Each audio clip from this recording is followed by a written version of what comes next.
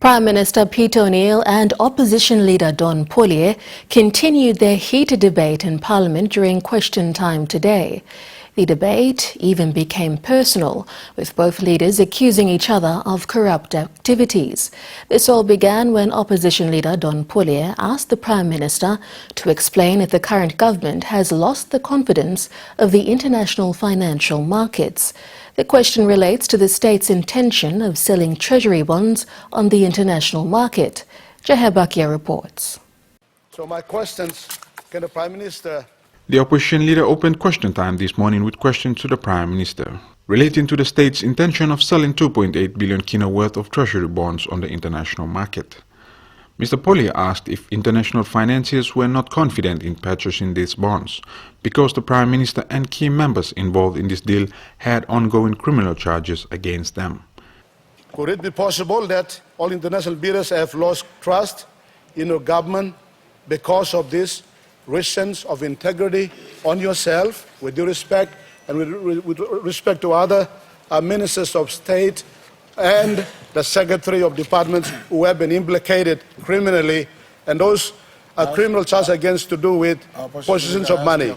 The Prime Minister's beginning of the answer to the series of questions began the exchange of words between the two leaders in terms of answers and point of orders. Good learned opposition leader for his lecturing of the economy, and certainly he's got the necessary credentials to speak about as a former treasurer, to say so, and of course as former chairman of IMF, which he referred to, and World Bank. Point of order, Mr. Speaker. There's a point of order, Prime Minister. I humbly ask that I do not need praises. I'm a very humble man. I do not want the Prime Minister to continue to say all this nonsense. Answer the questions. Thank you, Mr. Speaker. Mr. O'Neill told Parliament that the only reason the government is not going forward with the sale of these sovereign bonds is because of the current market conditions. The sovereign bond that we are trying to issue and proposing to issue, it is not that we don't want to go to the market.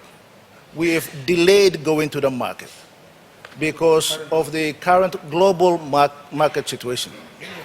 The global market is known everywhere, where the stock markets are falling, where the interest rates are skyrocketing, where economic growths are declining around globally. Other exchange of words followed between the two leaders on matters relating to them being implicated. Overall, the Prime Minister said the bonds will be put on the market once it becomes conducive to trade.